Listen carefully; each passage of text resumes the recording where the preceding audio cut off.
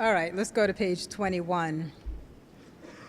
Application and submission information. Here is the address to request the application package, although you already have it in your hand, so you probably don't need that. Content and form of application submission tells you have to submit one original and 2 copies, so on and so forth.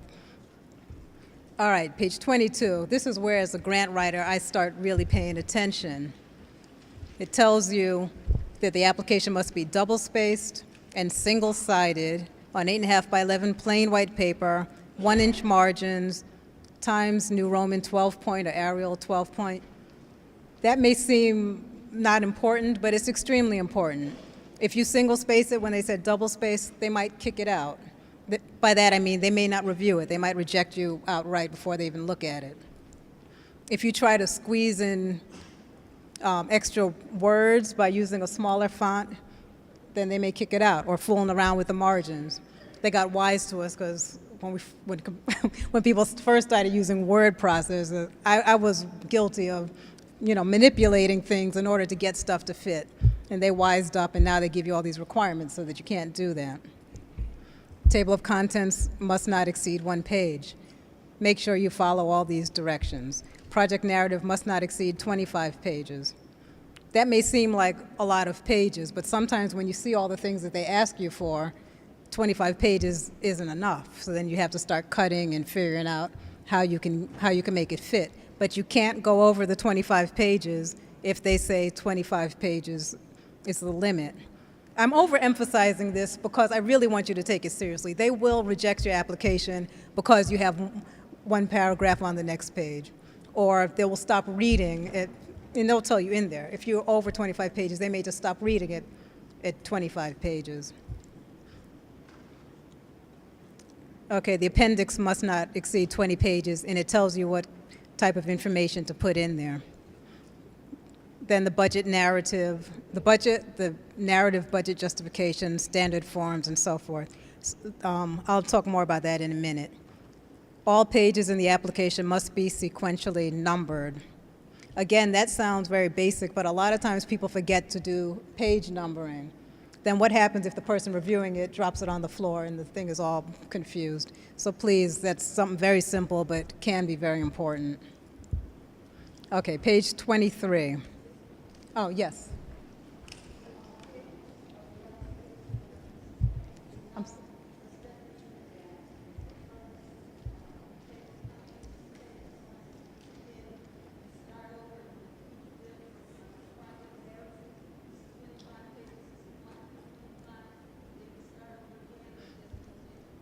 No, you would continue. She asked if you start the numbering again at each section.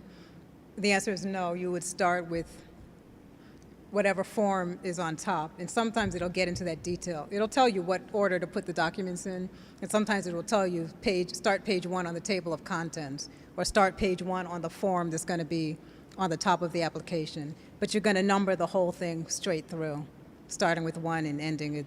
So with this, you would end it like page 50 or something, because you have the table of contents, some forms, the narrative, 20 pages in the appendix.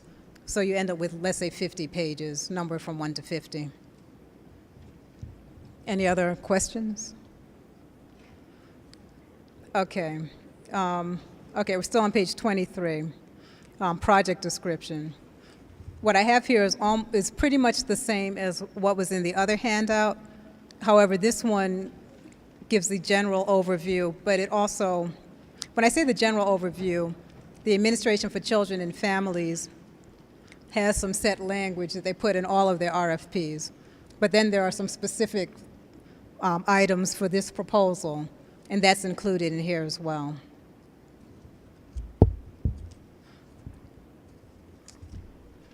How are we time-wise, Cynthia?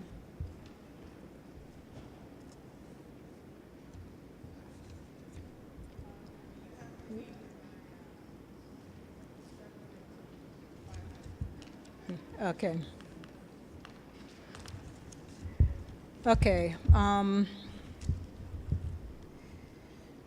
Okay, I think we're okay for time. All right, I'm not going to go through this in too much detail.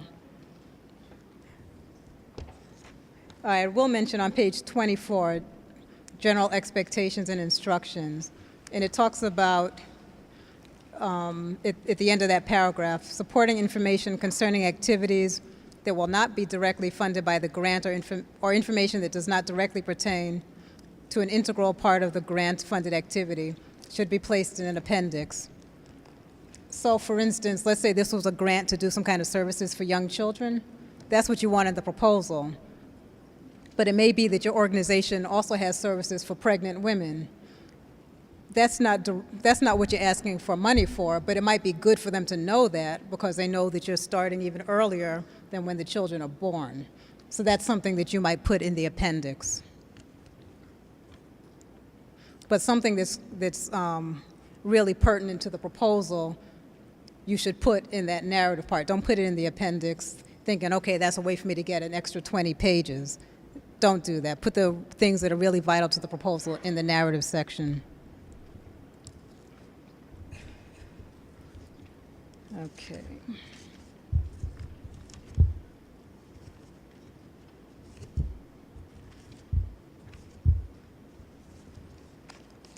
Okay, we may be pretty much done with this.